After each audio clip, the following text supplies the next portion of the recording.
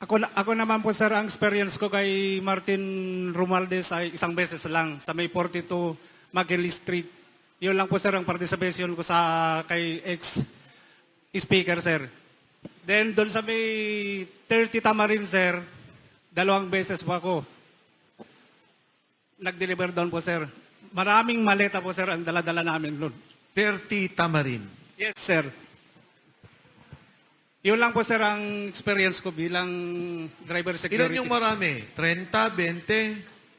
Yung sa first na sasakyan ko, sir, is 20 mahigit eh. 20 to 25 maleta yun. Marami, sir, marami. Unang sasakyan, 25. May ilan pang sasakyan kayo?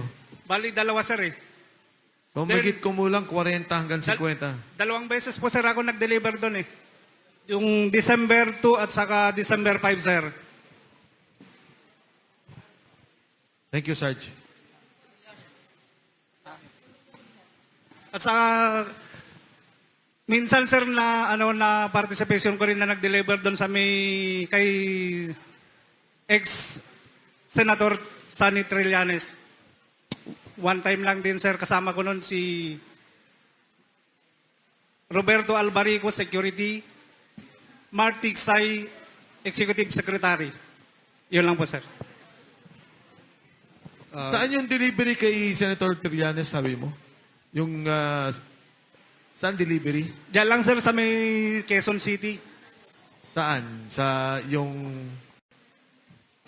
Number 86 Scout Odeya Street, sir. Thank you. Good afternoon po. Ako po si Mario si Sinisa Jr. Na-hire po ako kay boss. Diretso po ako na-assign po ako kay sa isang PR na taga-media na si Bernard Peralta.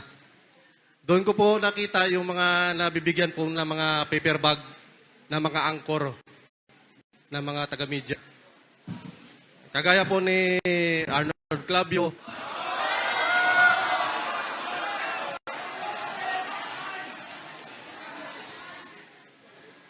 At doon lang po muna at sa affidavit ko na lang po yung ibang pan. Sample lang po o yun. Marami pa po akong mga nakilalang Pakiulit. Teka. Para on record ng mga media, ha? Para on record, tahimik lang muna. Pakiulit nga yung una mong binanggit na pangalan na nagdi-distribute para sa media. Na-assign po ako sa taga-PR po. Pangalan po si Boss Bernard Peralta. Bernard Peralta. PR daw. And then, sino pa? Ayun po yung boss ko po. Yung mga nabibigyan po, yung mga taga-media. Hindi, yung anchor na binanggit mo. Arnold Clavio po. Yung, Arnold Clavio raw, ha? Malinaw, ha? Para malinaw. Arnold Clavio. yung mga meeting place po nila sa may Prolog, Pius Kitchen, Baro, marami pa pong iba. So, sa tamang panahon, sa iyong affidavit, gagawin mo na lang yung listahan mo para lang malinaw. Di ba? Opo. Okay. Opo. Sige. Next, Sarge. Good afternoon. Nakapaghatid po ako ng isang beses kay dating Speaker Martin Romualdez sa number 42 McKinley. 22 na maleta po. Assorted, may small, medium, and large. Year 2023, November 21, 2023. At nakapaghatid po din ako ng isang beses sa Portofino, sa may Las Piñas. Dating senator at dating DPWH, ngayon senador na. Kay Mark Villar. Bale, 7 na maleta medium. 30 to 40 M. Maraming salamat po. Sukran. Sa akin naman po, sir, isang beses lang po, sir. Doon lang po, sir, sa bahay ni Senator Chis Escudero, sir. Kasi yung kalahati kasi, sir, na serbisyo ko, sir, kay Boss Saldico, yun na, sir, yung nagbantay ako sa bahay niya ng maleta, sir. Pwede ba magtanong? Senate media, meron kayong na-deliveran? Media naka-assign sa Senate? Wala?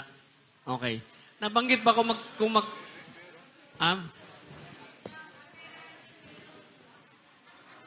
kay Tatay Rani, Go ahead, Sarge. Ako maraming beses na po akong nakapag-deliver kay former Martin Romualdez. Pero may isang pangyayari na hindi ko po malimutan. December 18, 2022 po, Sunday. Between 6 to 8 p.m. nag-deliver po kami ng mahigit 20 ni Malita po. Kasama ko si Sergeant Voluntati, Laruder po. Kasi maalala ko po yung panahon na yon, hinatid po namin si boss sa airport after na magsimba po. Tapos inatasan niya kami na mag-deliver sa number 42 para po kay former speaker po. Hindi ko po malimutan yon. Kasi after ng pag-deliver namin doon, inatasan ulit kami, kasama si Sir Paul, mag-deliver sa isang media sa Rockwell po, sa may furniture shop. Kung sino kang media personality ka, alam mo na yan, dipungal ka. Anong network yon? Anong network lang? Network lang. Huwag na yung pangalan, network lang. Wag na po, sir. Mapapakinabangan po. Go ahead, Sarge. Ako naman po, na-experience ko rin mag-deliver kay former Speaker Martin Romualdez sa number 42. Humigit kumulang 20 malita. At isang beses din Number sa... 42, 20 maleta. Yes, sir. Isang beses din na napasama ako doon sa Aguado.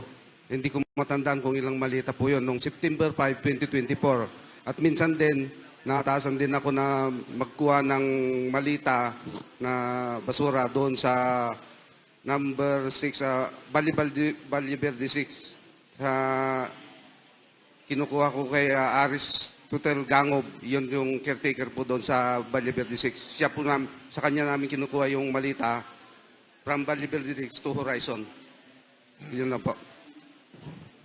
Dito sa mga lahat kayo, no, puro nagdi-deliver, nakapag-deliver. Hindi ba kayo binibigyan ng balato? Wala kayong experience na ang bibigat ng buhat nyo? Sarge, ikaw. Ang bibigat ng buhat nyo, hindi man lang ang lalaki, di ba? Wala nga sir, hindi nga namin naranasan kahit pakainin minsan lang sir. Wala. O ikaw, Sarge. Sir, experience ko, kasama ko to si Apo, Purpose. Oh. Si John Paul naman yung kasama namin, sir. Doon kami nag-receive banda sa may Ayala, sa may baba dyan banda, sir, sa may gasoline station. Ayala. Opo, sir. Ayala ba yun doon? Saan Ngayon, Ayala? Dito sa South? Dito, sir, sa ano? Makati. Yung may, Makati, sir, Makati. Ngayon, nakita ni Apo na may kabuhayan na binigay. So, biniro niya, makakain, may pangkain na tayo nito. So, binigyan kami sir, tagi-1,000. Sino Pero to? ang binigay, makapal. Sino? Si John Paul Estrada, sir.